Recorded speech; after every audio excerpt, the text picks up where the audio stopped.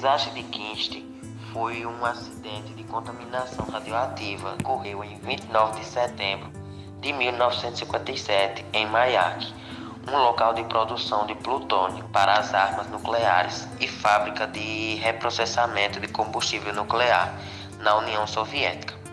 É medido como um desastre de nível 6 na escala internacional de eventos nucleares, tornando-se o terceiro mais grave acidente nuclear da história, após o desastre nuclear de Fukushima, Daiichi e o desastre de Chernobyl. O evento ocorreu na cidade de Osiorsk, uma cidade construída em torno de fábrica de Mayak. Dado que Osiorsk, Mayak, também conhecido como Chelyabinsk, não estava marcando em mapas, o desastre foi chamado de Kenajit, a cidade mais próxima conhecida.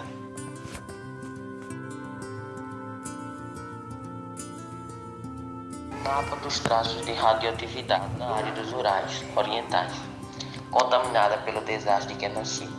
Localização: Mayak, Osiorsk, Oblast de Chelyabinsk, Rússia Soviética, União Soviética. A data: 29 de setembro de 1957, 66 anos. Resultado: 270 mil pessoas afetadas. Evacuados. Pelo menos 200 pessoas morreram de síndrome aguda da radiação. 66 diagnosticados com síndrome de radiação crônica. Após a Segunda Guerra Mundial, a União Soviética ficou para trás no desenvolvimento de armas nucleares. Então começou um rápido programa de pesquisa e desenvolvimento para produzir uma quantidade suficiente de urânio e plutônio. A fábrica de Mayak foi construída às pressas entre 1945 e 1948, vista as lacunas nos conhecimentos dos físicos soviéticos sobre física nuclear na época. É difícil julgar a segurança de muitas decisões. As preocupações ambientais não foram levadas a sério. Durante o início da fase de desenvolvimento, todos os 6 reatores ficaram nas margens do lago e utilizaram um sistema de refrigeração de ciclo aberto, descarregando a água contaminada diretamente de volta para o lago. Inicialmente, Mayak estava despejando resíduos altamente radioativos em um rio próximo, que estava levando os resíduos para o rio Obey, fluindo mais para baixo até o Oceano Ártico. Mais tarde, o lago Karachay foi utilizado para o armazenamento ao ar livre. Uma instalação de armazenamento de resíduos nucleares líquido foi adicionado por volta de 1953. Era composto de tanques de aço montado numa base de concreto de 8,2 metros de profundidade. Por causa do alto nível de radiação, o lixo estava se aquecendo através do decaimento radioativo. Apesar de uma reação em cadeia não ser possível, por essa razão, um refrigerador foi construído ao redor de cada banco, contendo 20 tanques. As instalações para monitorar a operação dos refrigeradores e o conteúdo dos tanques foram inadequadas. Em 1957, o sistema de refrigeração em um dos tanques, que continha cerca de 70 a 80 toneladas de resíduos radioativos líquidos, falhou e não foi reparado. A temperatura começou a aumentar, resultando na evaporação e na explosão química dos resíduos secos, que consistiam principalmente de nitrato de amônio e acetatos. A explosão, em 29 de setembro de 1957, se estima ter uma força de cerca de 70 a 100 toneladas de TNT, ou a tampa de concreto de 110 toneladas no ar. Não houve vítimas imediatas, como resultado da explosão, mas lançou uma estimativa de 20 MCI, 800 PBQ de radioatividade. A maioria dessa contaminação se estabeleceu perto do local e para poluir o T, mas tendo 2 MCI, 80 PQ de radionucleidos, espalhou centenas de quilômetros.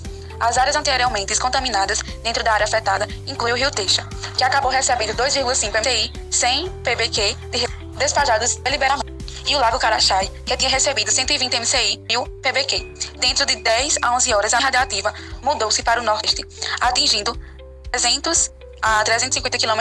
A precipitação da nuvem em um longo prazo em uma área mais de 80 a 200 a 20 mil quilômetros, dependendo do nível de contaminação, é considerado significativamente com o césio 137 e o estrôncio 90.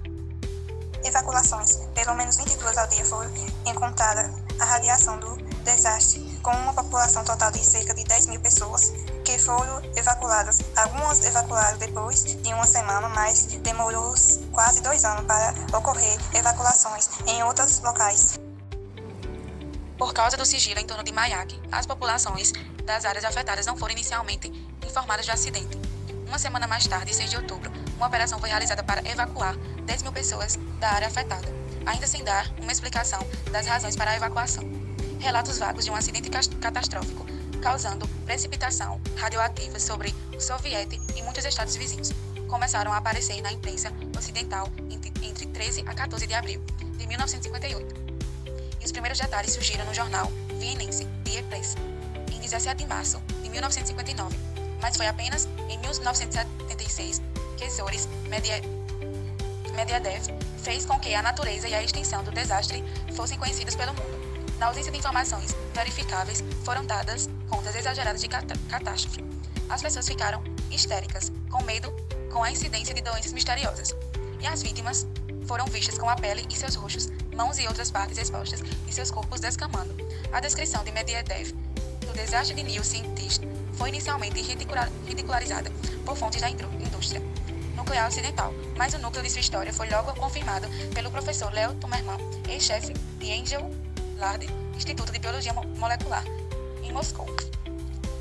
O verdadeiro número de mortos permanece incerto, devido ao câncer provocado por radiação induzida, e é clinicamente indistinguível de qualquer outro câncer, e sua taxa de incidência só pode ser medida por meio de estudos epidemiológicos. Um livro afirma que, em 1992, um estudo realizado pelo Instituto de Biofísica do antigo Ministério da Saúde soviético, em Chelyabinsk, descobriu que 8.015 pessoas morreram nos últimos 32 anos como resultado do acidente. Por outro lado, apenas 6.000 atestados de óbito foram encontrados por residentes do Rio Techa entre 1950 e 1982 de todas as causas de morte, embora talvez o estudo soviético considerasse uma área geográfica maior afetada pela pluma aerotransportada. A estimativa mais citada é de 200 mortes por câncer, mas a origem desse número não está clara. Estudos epidemiológicos mais recentes sugerem que cerca de 49 a 55 mortes por câncer entre residentes ribeirinhos podem ser associadas à exposição à radiação. Isso incluiria os efeitos de todas as libertações radioativas no Rio, 98% das quais ocorreram muito antes do acidente de 1957, mas não incluiria os efeitos da pluma transportada pelo ar, que foi elevada para o Nordeste. A área mais próxima do acidente produziu 66 casos diagnosticados de síndrome de radiação crônica, fornecendo a maior parte dos dados sobre esta condição. Situação atual. O nível da radiação no pó York é cerca de 0,1 ms por ano, sendo considerado seguro para os seres humanos. No estado, a área do RT ainda está fortemente contaminada com radioatividade.